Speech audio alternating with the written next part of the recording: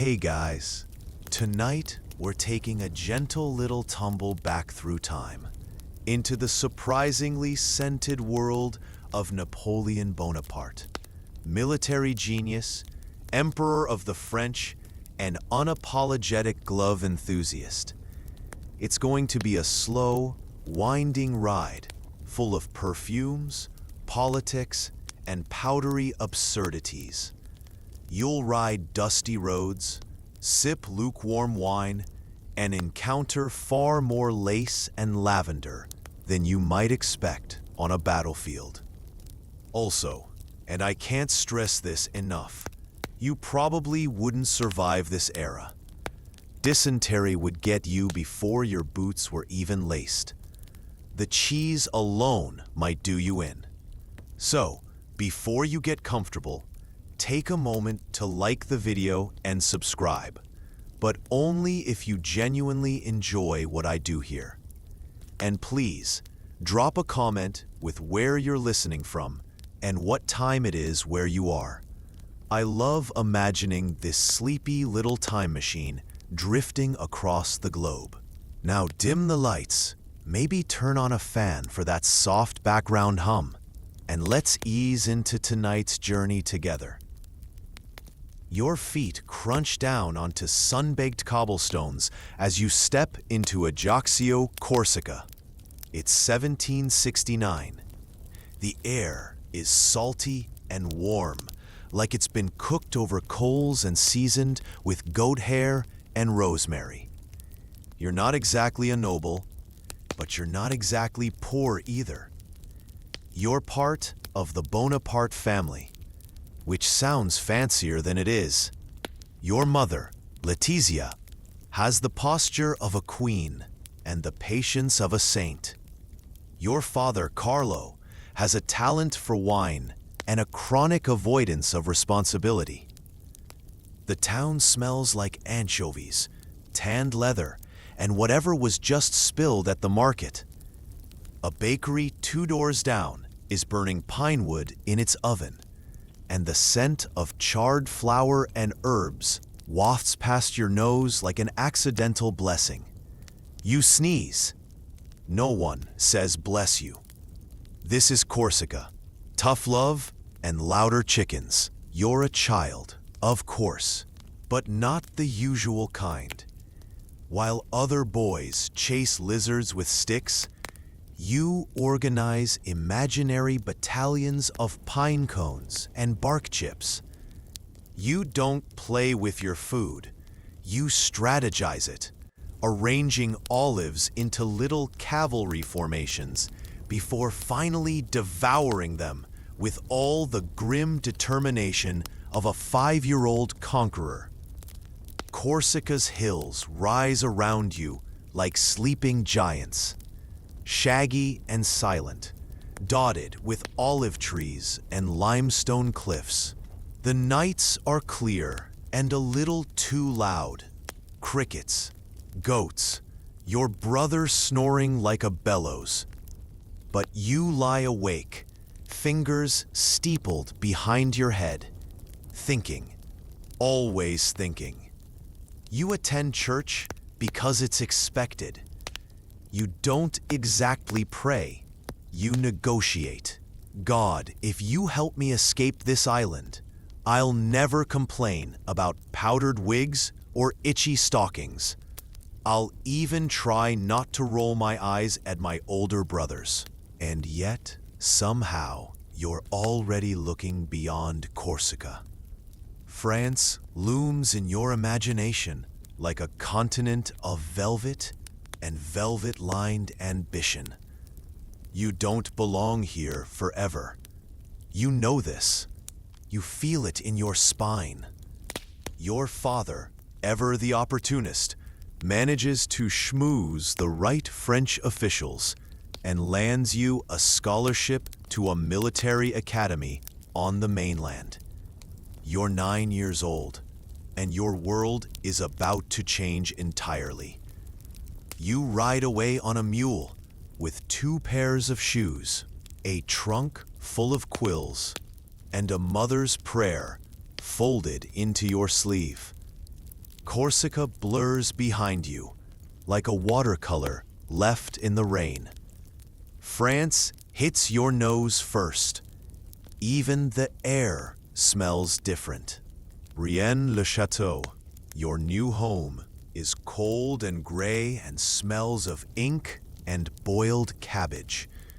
The academy is a former monastery, all stone corridors and relentless order. It's a long way from Corsica's sun-drenched chaos. Your French is awkward, your accent thick.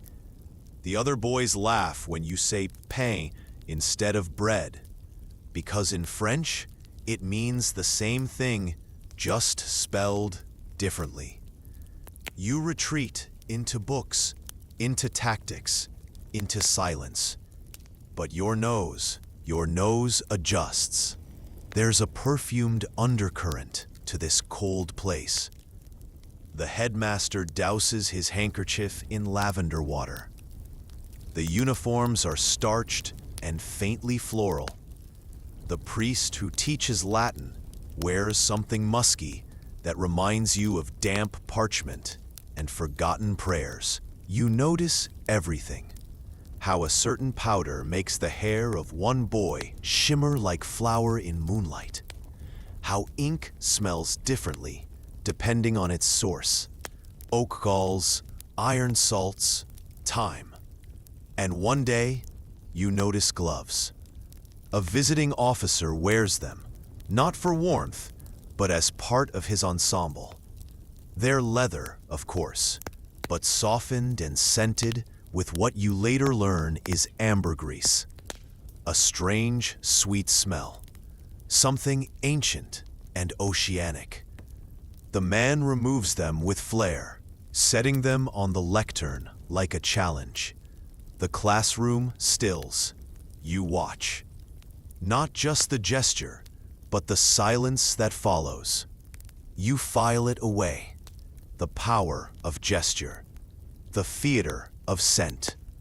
You are small, not yet a man, but you're already gathering tools. Tools no one else sees. When the holidays come, you don't go home.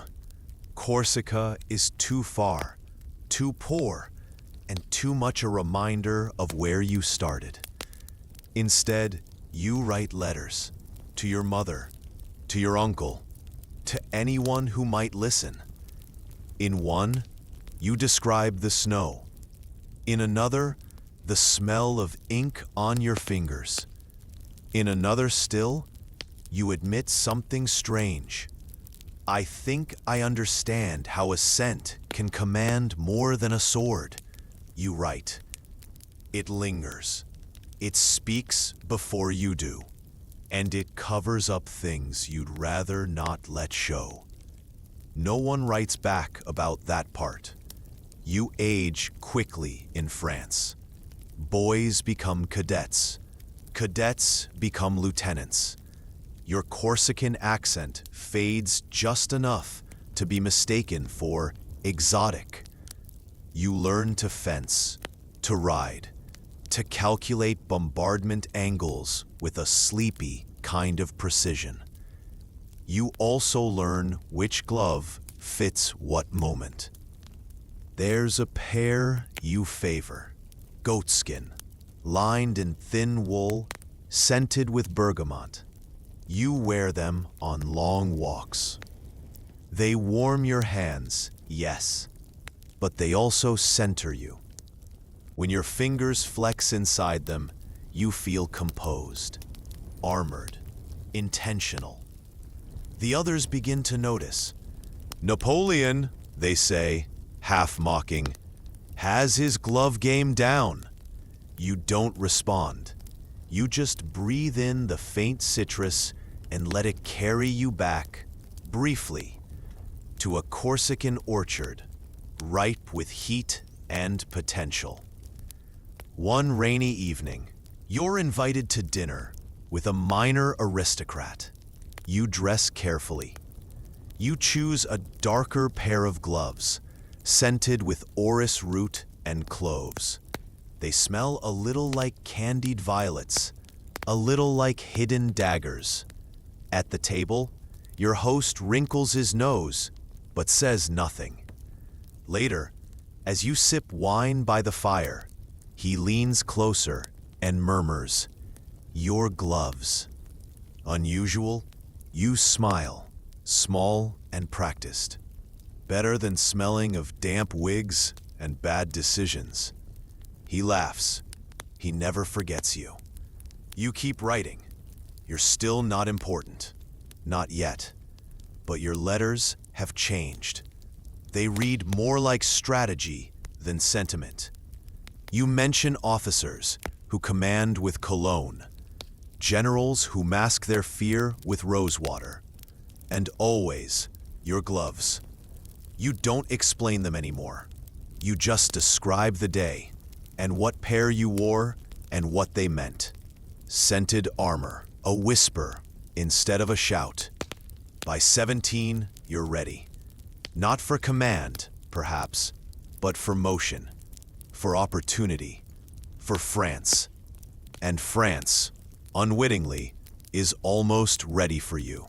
You step off the coach and into Paris like a man exhaling for the first time in weeks.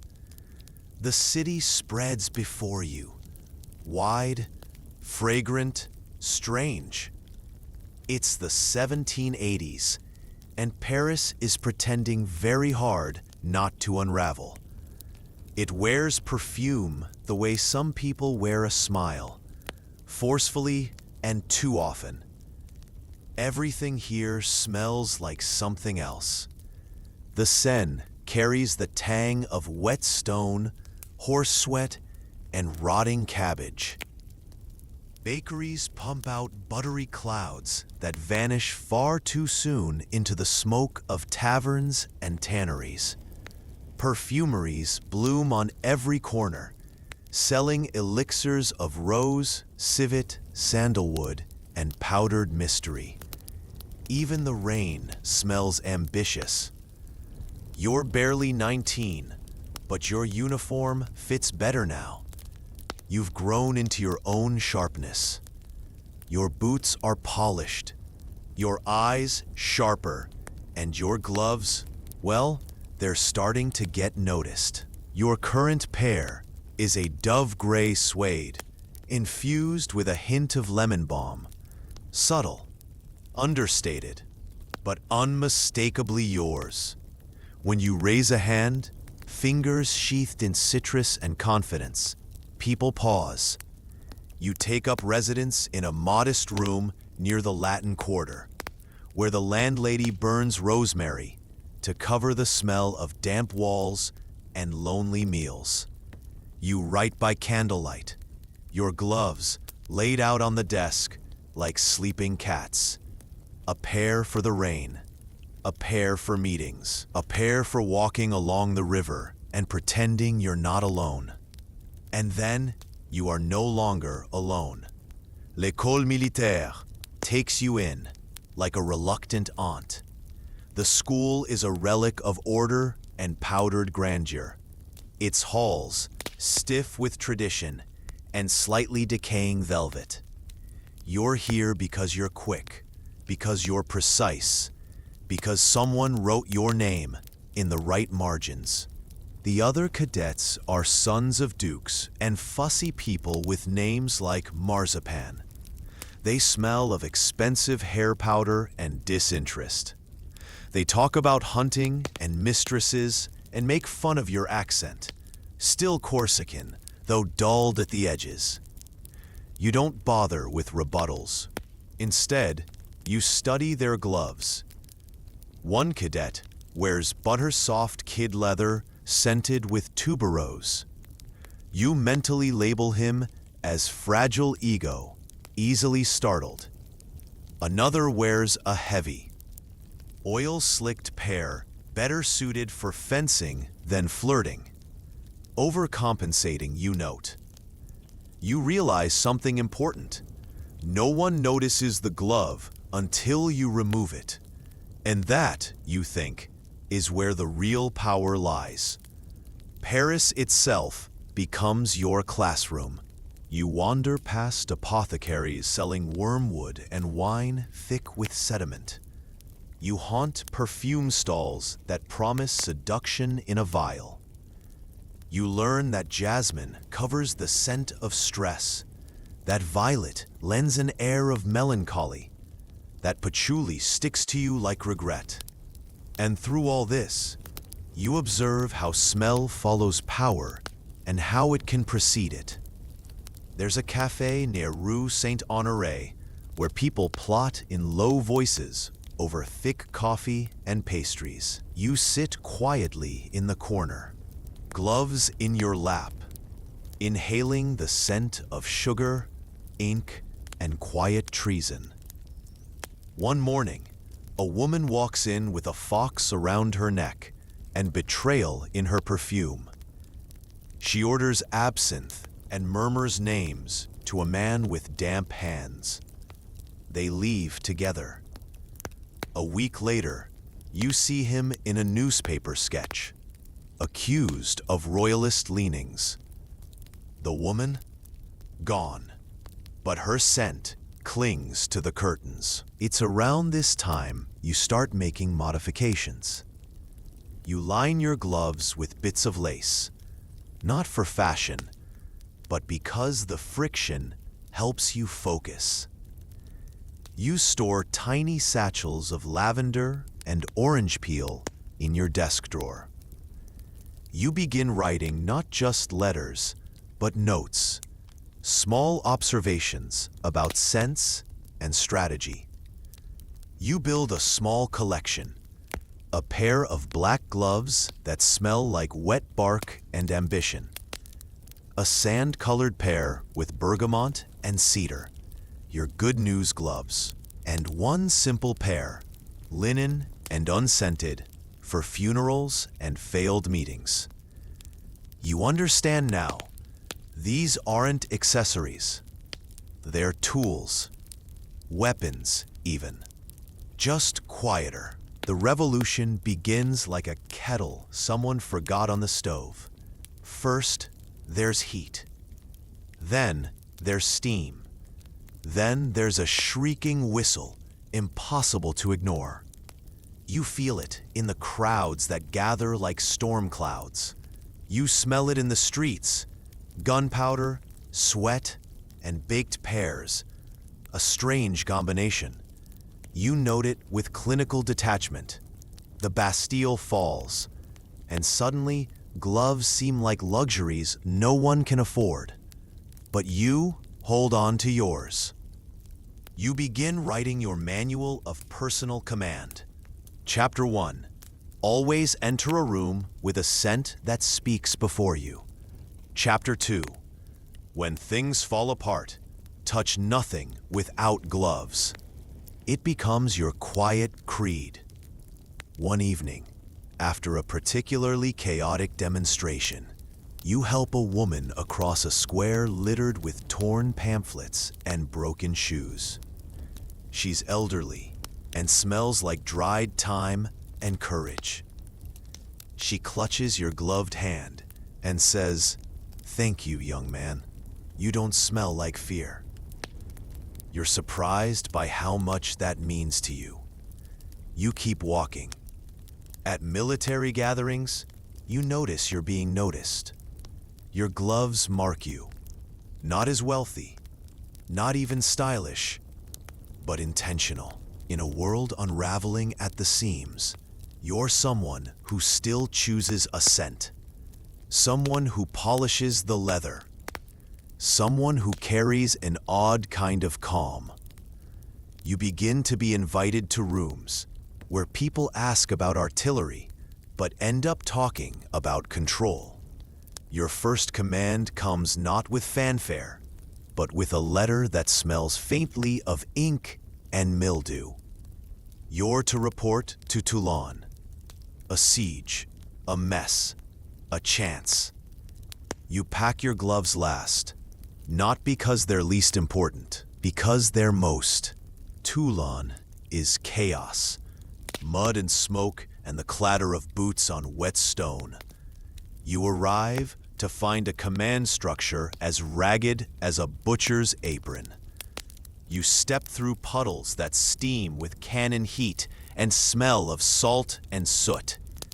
You don't flinch.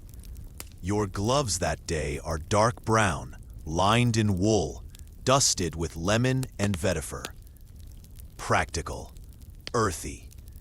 When you point at maps and bark orders, the officers listen, because you smell like someone who knows what's coming next.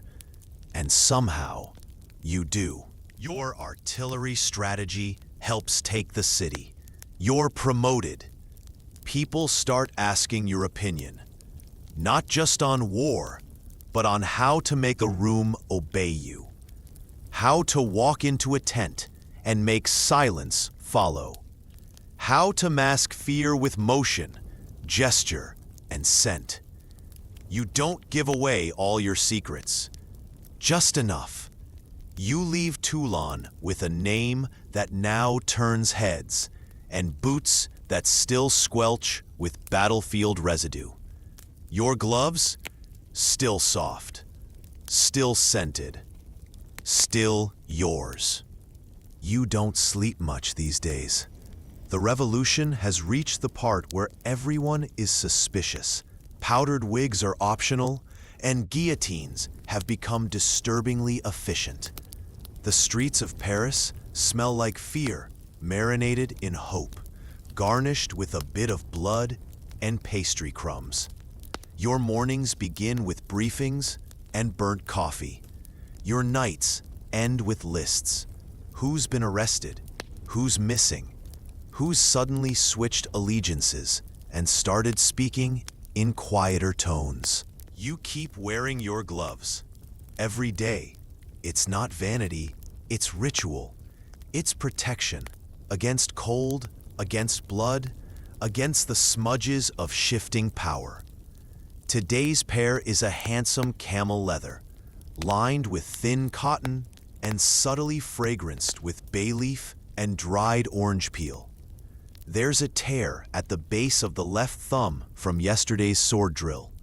You don't mind. You think of it as a scar, but more fashionable. You walk through the city like it belongs to you, because if you don't, someone else will. The cafes of Paris have turned into smoke-filled theaters of revolution.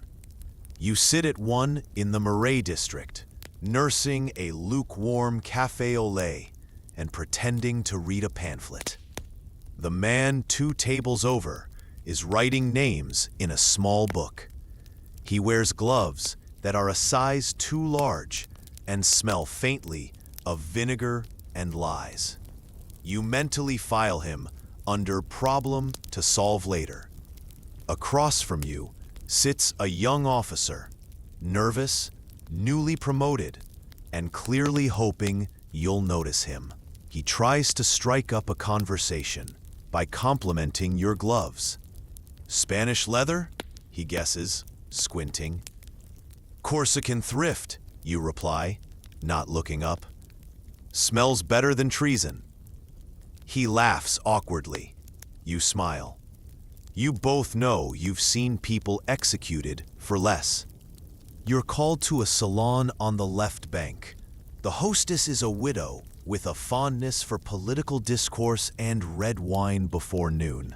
The parlor smells like damask upholstery and old books with opinions. The walls are lined with art, but your eye catches the gloves on a small table near the door. 6 pairs, each arranged neatly, like a collection of personalities waiting to be worn. You feel an odd kinship. The evening unfolds in measured tones. Arguments about liberty, jokes about Robespierre's haircut, and questions about your recent tactical choices at Toulon. You answer with charm and quiet certainty. Someone passes you a glass of wine. You decline, tapping the fingers of your glove against the armrest. You don't drink? The hostess asks. You glance at your gloved hand. I don't drop my guard. She grins. Then you'll do well. And just like that, you're in. Your rise is quiet, but relentless. You speak little, listen well, and strike only when you're sure. People begin to say your name like it's both a blessing and a warning. Napoleon, the one with the gloves. You don't discourage the myth. You lean into it. You polish your boots, sharpen your mind, and change your gloves daily, matching scent to situation like a sommelier of subtle warfare. One evening, you find yourself at a military gathering in the company of Barris, the influential director with a fondness for excess and silk cravats. He smells of patchouli, clove, and whatever intrigue he rolled in before arriving. He asks you bluntly, "What do you want, Bonaparte?" You answer even more bluntly, "Command." He sips his wine. "You don't look the part."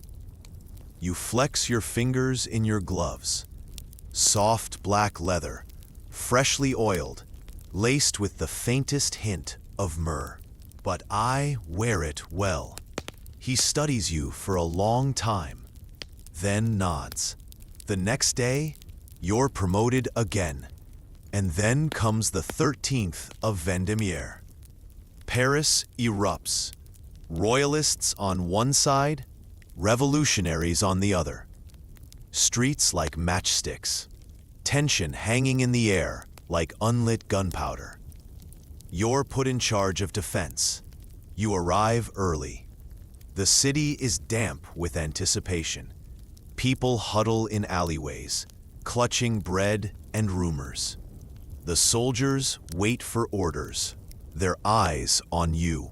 Your gloves today are oxblood leather, lined with silk, and scented barely with rosemary and rain. They are your war gloves. You give the signal. Fire. Grape shot shatters the uprising. The smoke clings to everything. The square is chaos. You walk through it with your hands clasped behind your back, gloves still pristine. You don't look triumphant. You look inevitable. Afterward, you're promoted to General of the Interior. You receive congratulations and veiled threats. You're invited to more salons. You develop a taste for almond pastries and mild paranoia. You dine with philosophers who think too much and bureaucrats who don't think at all. You start carrying a second pair of gloves, one scented with cedar and tobacco, for confidence. One with rose and sage, for meetings where you'd prefer to be underestimated. You wear both, sometimes at once. People begin to say, "He always smells like something, but I can never place it." You prefer it that way. You meet Josephine soon after, but that's another scent entirely. For now, your world is a careful blend of charred pamphlets, political dust, and the slow, deliberate pull of power toward your orbit. You sit in your apartment, candles flickering, gloves laid out like weapons on the table. Outside, Paris continues to burn in tiny, elegant ways. You exhale, you inhale. Your gloves smell like bergamot and victory. The battlefield is not what you expected. It's muddier, louder, colder. You'd envision strategy and sweeping cavalry, glory unfolding like a well-ironed map. Instead, you get trench rot, fog, and horses that bite. But you adapt. You always adapt. Your gloves today are chestnut leather, lined with wool, thick enough to block the chill, thin enough to feel a trigger. The scent is something new. pine resin, and black pepper. Bracing, alert. You designed it yourself, or rather, instructed a perfumer in Marseille who looked at you like you were mad, but took your money anyway. Command suits you. You don't raise your voice. You don't swagger. You walk through camp like a shadow in soft boots. Your gloved hands clasped behind your back. The soldiers stand straighter. They can't smell fear on you, and that unnerves them, in a good way. You pass a fire pit where a young corporal is burning lice from his shirt. He looks up, sniffs, and says, "Smells like a pine tree walked in." You glance at him. He blushes. "Sir." You keep walking. Orders come in. Campaigns unfold. You're sent to Italy. Italy is a mess of charm, politics, and poor drainage. It's warmer than France, and somehow smellier, like it's trying to impress you with its ability to decay gracefully. You meet the generals, the diplomats, the nobles with bad breath and worse manners. You nod politely. Then you redraw their maps and win their battles. You wear tan glunts now, thin ones, no lining. The heat doesn't allow it. They're scented with bergamot and a faint trace of myrtle. Something fresh, almost citrusy. Soldiers ask if it's some sort of strange cologne. No, you reply. It's clarity. You keep a journal where you note battles, weather, and gloves. A sample page reads, June 5th, rain. Took Mantua. Gloves, soft lambskin, lavender rinse. Lucky? Possibly. Do not overuse. The officers laugh behind your back. At least Bonaparte smells nice, they say, half mocking, half nervous. But then they watch you fight. They watch you walk calmly through cannon fire, issuing orders with the precision of a maestro and the facial expression of someone choosing wallpaper. They watch how your gloves never smudge, how you wear white ones after a victory, just to make a point. Suddenly, the laughter stops. Now, they're copying you. Poorly. One major shows up to a briefing in cinnamon-scented gloves.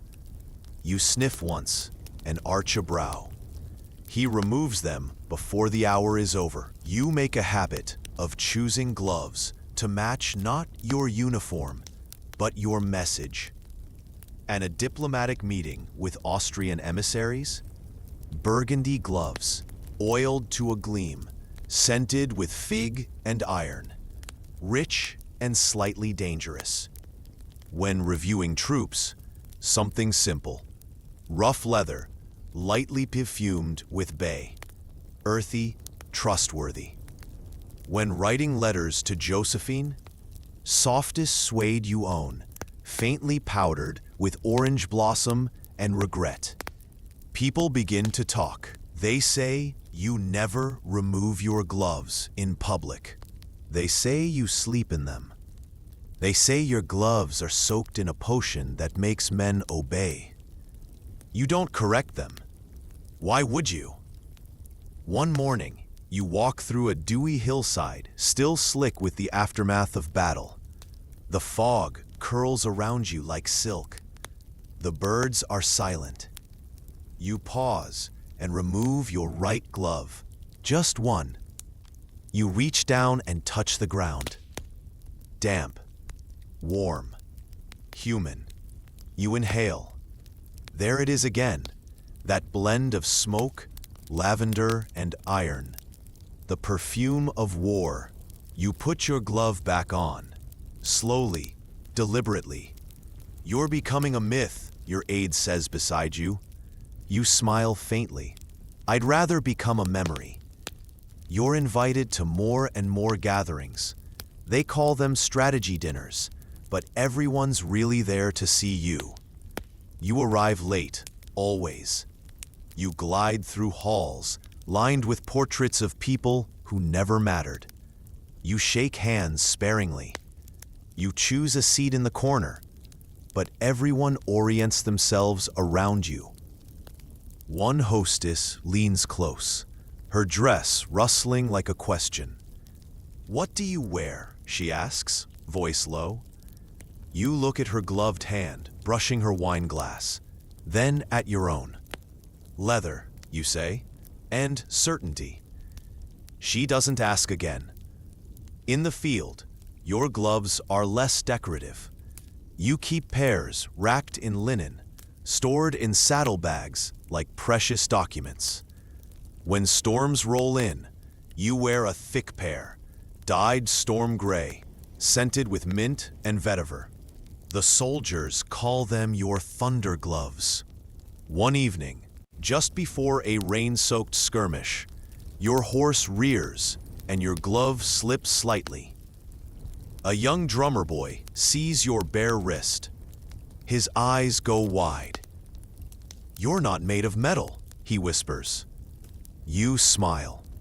"Just skin and a bit of vinegar." He nods solemnly. Then you ride into battle and win again. News spreads. Austria falls. Treaties are signed. Back in Paris, people cheer.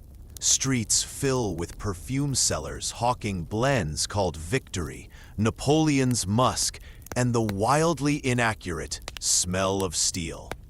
You ignore it all. You're too busy preparing for Egypt. Different sun, different soil, different scent. But the gloves? Oh, the gloves are coming with you. Egypt hits you like heat from an opened oven door. Sudden, dry, and entirely unforgiving. You arrive in Alexandria in 1798 with dust in your boots, sun on your helmet, and a trunk full of linens, maps, and gloves that are far too hot for this climate. The air smells of ancient salt, camels, and sun-baked limestone. Even the breeze feels lazy, like it's had centuries to decide whether or not it wants to show up. You quickly learn that Europe smells like ceremony and ambition. Egypt smells like eternity. Your men sweat, curse, and swat flies that seem to have taken sides. You don't complain. You simply adjust. Your gloves do too. You commission a set made of thin white cotton, loose at the wrist, scented with crushed mint and desert sage. They're barely there, but they protect your skin and your sense of decorum. A general should not fumble.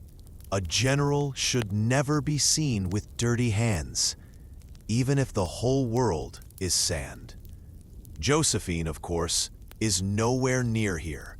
She's in Paris, wrapped in silk and suitors, sending you letters that arrive 2 weeks too late and 2 feelings too cold. You reply anyway, always with care. My dear Josephine, the sun here is heavy. The wind speaks in whispers. I send you a kiss through my gloves, soft, powdery, and a little sad. You spritz your letters with the faintest trace of your custom blend. Bergamot, cloves, and the memory of oranges. You hope she notices. You know she won't. But still, you sent the envelopes. You always have hope, even when you shouldn't. You march toward Cairo. Your men complain about the sand getting into everything. You don't. You've learned to walk like the locals, loose-kneed, deliberate. You keep your gloves tucked under your sash when not needed, carefully folded. You meet scholars along the way. French, Egyptian, Arab. They bring scrolls and stories. You listen. You always listen. One man tells you about a garden that once grew inside the palace of a caliph, filled with lilies and vines that only bloomed at night. The caliph's gloves, it said, were perfumed each morning with rosewater drawn from those same blooms. You ask him softly, "Do those gloves still exist?" The man smiles. Like most beautiful things in Egypt, they are now part of the dust. You understand. Still, you imagine them. Cairo itself is a city of ghosts and calligraphy. You arrive to fanfare and friction. You make speeches, ride horses, and breathe through a scarf during sandstorms. You drink sour tea in mosaic courtyards. You smell saffron and smoke, jasmine and goats. You start wearing gloves only in the evenings. There's a particular pair, undyed linen, soaked lightly in rosewater and lime leaf. You wear them to meet local leaders. You remove them slowly, one finger at a time, a performance so practiced it feels like prayer. You make it clear, you are not just a general, you are something more. One morning, you wander the outskirts of the city. It's early. The sky is lavender and pale gold. You walk among ruined columns and shards of pottery, stepping carefully. A small cat follows you. You toss it a crumb of stale bread. It stares, unimpressed. The ruins smell of dry basil and yesterday's wind. "Why do you do that?" your aide asks. "Clean stone that's already lost its time." You consider the question. "Because it once meant something," you say. "And because I can still smell the story." The campaign falters. The English threaten from the sea. Supplies run thin. Morale is brittle. Your letters to Josephine become shorter, tighter.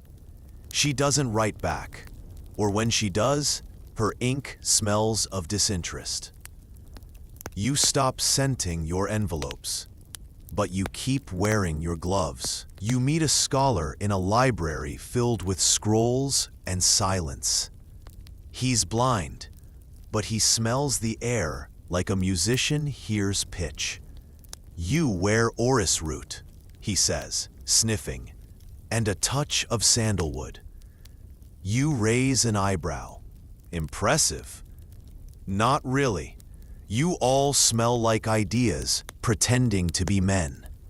You smile. He teaches you how to bind scrolls using thread made from date palm fibers. You show him a glove stitch he's never seen before. You share tea. You part without shaking hands, just a mutual nod and the lingering fragrance of quiet respect. You leave Egypt like a ghost in reverse, arriving solid, departing vapor. Your gloves come back with you, bleached by sun and touched by ruin. You wrap them in silk and keep them in a drawer beside your more fragrant pairs. You never wear them again. But sometimes, in winter, when Paris is gray and your coat is heavy, you take them out and breathe in faint memories. Old libraries, dry jasmine, sandstorms shaped like regret. They remind you that power has a scent, and sometimes so does loss. You return to France, not with trumpets, but with rumors. They say you deserted Egypt. They say you seized glory that wasn't yours.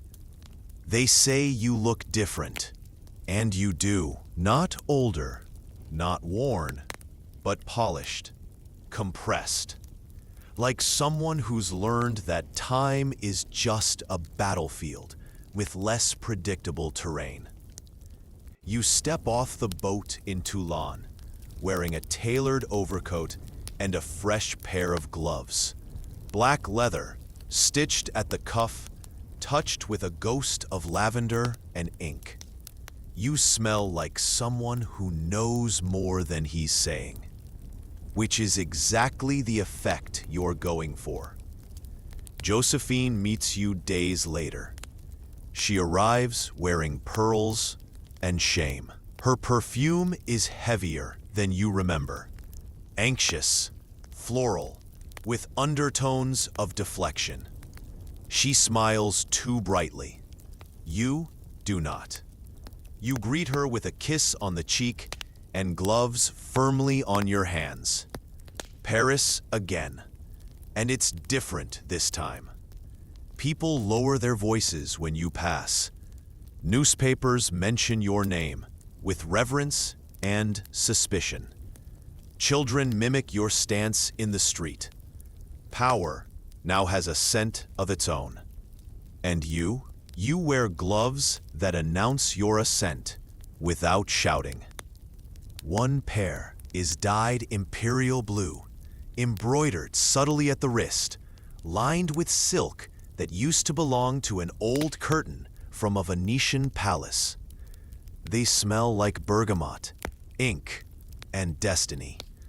You wear them when visiting the directory. The room is crowded with officials who can't decide whether they fear you or want to sit beside you. Their hands fidget, their gloves squeak. Yours do not. Barras raises an eyebrow. You always come scented? You reply, only when I want to be remembered. He doesn't smile. He also doesn't argue. The coup comes quickly. The 18th of Brumaire is cold and fog-bound. You ride through narrow streets, the wheels of your carriage slicing silence like butter. You enter the chambers of government, with gloves the color of damp charcoal and the scent of cedarwood and salt. Men rise. Some yell. Some point fingers. One faints. You do not raise your voice. You simply adjust your gloves slowly, as if preparing to pick up a glass or press a button that ends regimes.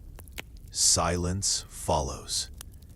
Power, you've learned, is often in the pause. And gloves? Gloves are excellent tools for building a pause. Now you're first consul, and the world rearranges itself around you. Your tailor becomes a diplomat. Your perfumer becomes an accomplice. You now have gloves for every hour of the day, stored in velvet drawers, scented, labeled, rotated. You meet with ambassadors while wearing walnut-colored gloves, touched with ambergris and rosemary. You inspect troops in pale gray suede that smells of clean leather and cool mornings. You dine in crimson velvet gloves lined with silk spun from Lyon. And you still, always, write your private letters gloved, sometimes even to yourself. You travel across Europe, to Italy again, but now as the man everyone expected last time, to the banks of the Danube, where the air smells like gunmetal, to Prague, where the nobles sniff you before they speak. In Vienna, you meet an archduke who offers you a cigar and a firm handshake. You decline both. He frowns. Is this a Corsican custom?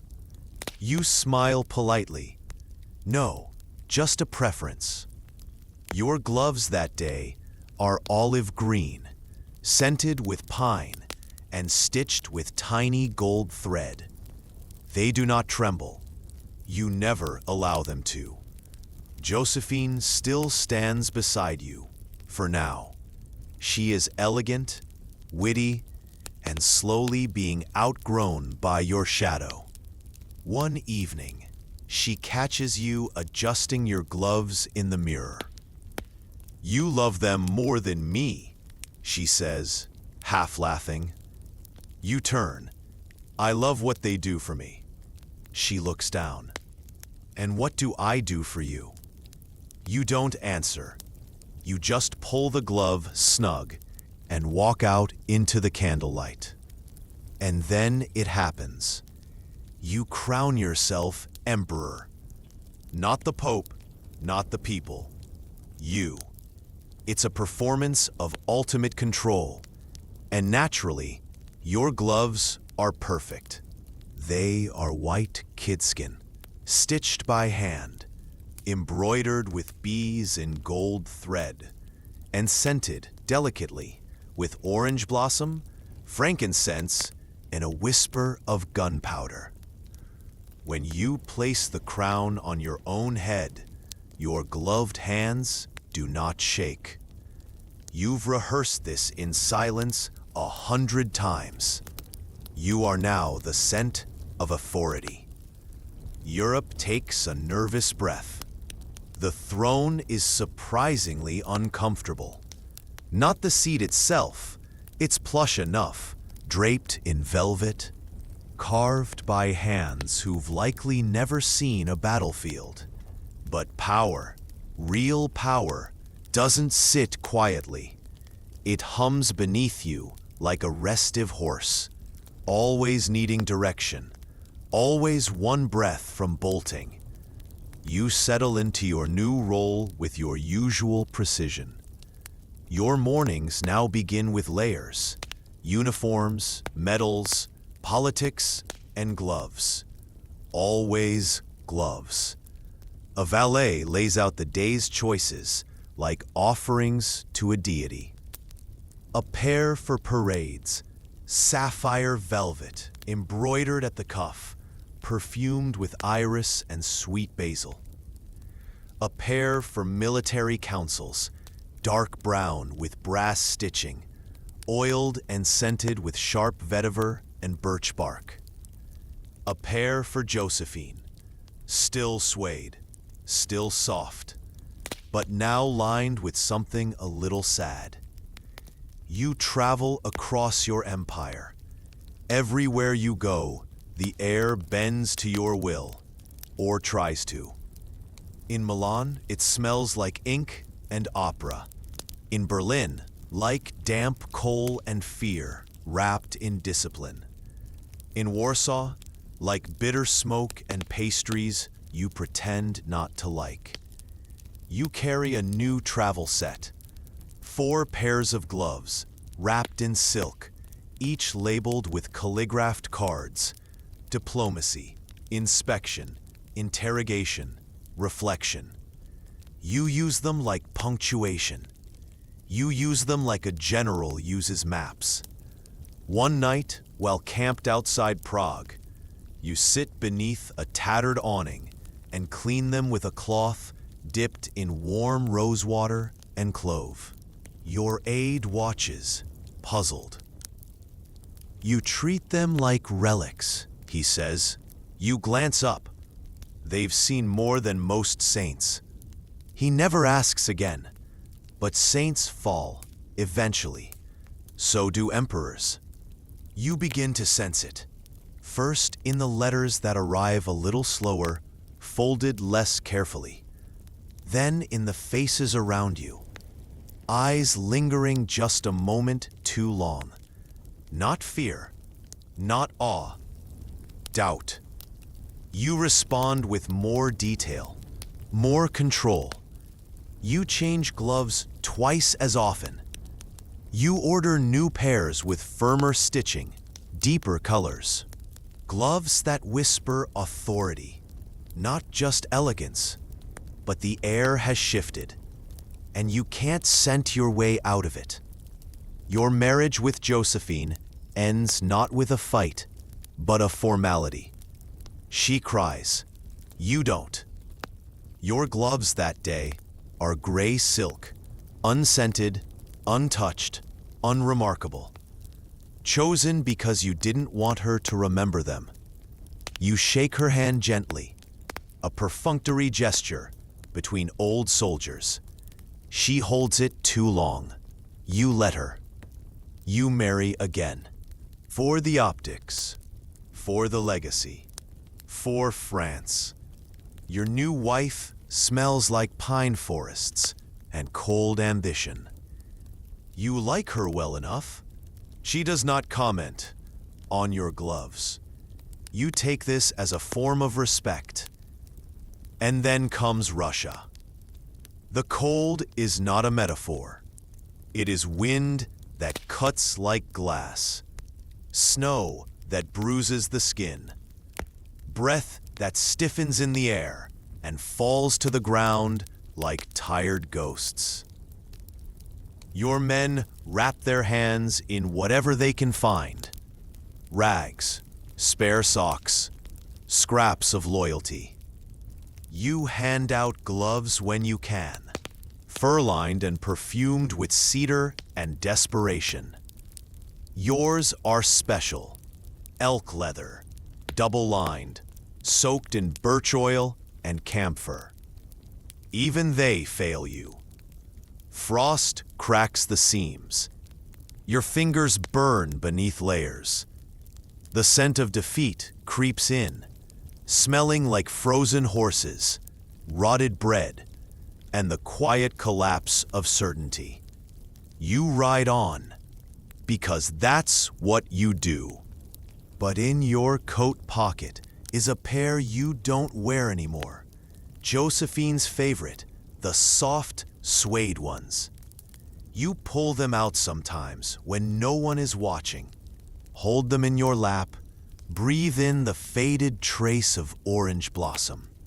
It smells like a life you outgrew, or maybe just one you lost. Paris again, but smaller now. Europe presses in like a slow tide. Allies abandon, enemies multiply. Your throne creaks. You hold councils in salons that feel emptier by the week. Your generals whisper.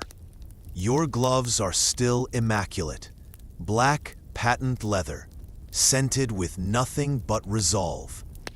But fewer people seem to notice. You are a constellation of rituals dimming into routine. You abdicate. The word falls from your lips like dust from a long-closed drawer. They take your title. They take your rooms. They take your time. But they do not take your gloves. You pack them yourself, pair by pair, scent by scent, memory by memory, into a worn leather case that once carried maps of conquest, now filled with fingers of your past. Saint Helena, the edge of the world, a damp green rock floating in cold Atlantic loneliness.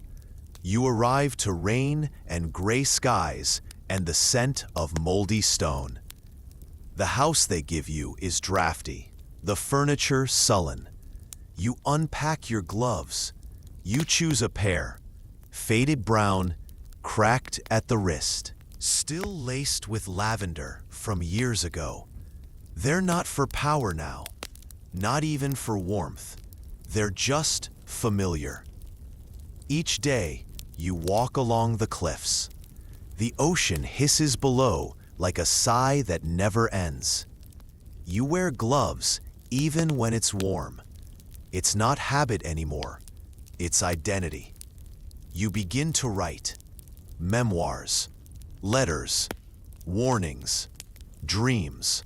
Your hand is slower, but still precise. Each word carries the weight of empires. Each page smells faintly of ink, sea salt, and regret. You sit by the window in the late afternoon, watching clouds gather. You place one hand on the sill, the other wrapped in worn suede. You imagine Josephine's orchids. You imagine the sulfur streets of Paris. You imagine Egypt's wind and Milan's silk and Berlin's silence. And sometimes, when the candle burns low and no one else is awake, you hold one glove to your cheek and whisper to no one, "That was mine once." And now, the night is quieter. The candles have long since melted down to soft, waxy pools. The gloves are all folded, resting in their little wooden drawer like old letters sealed with memory.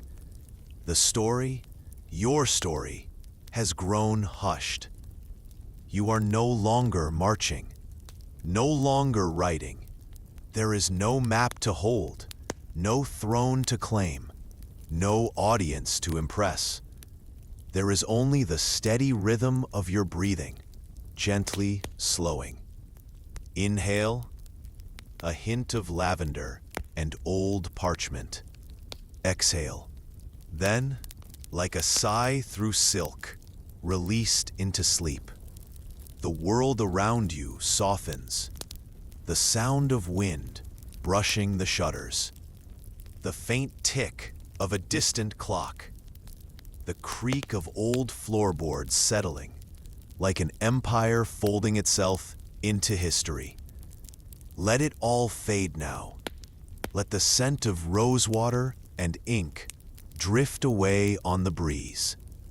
Let your hands rest, finally ungloved, bare, unburdened.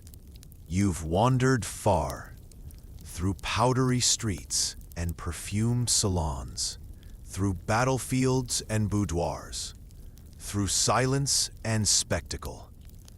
And now, all that's left is softness, the gentle weight of blankets, the ambient hush of evening, the glow behind your eyelids that feels a little like sunrise and a little like memory. You're safe here. No need for armor.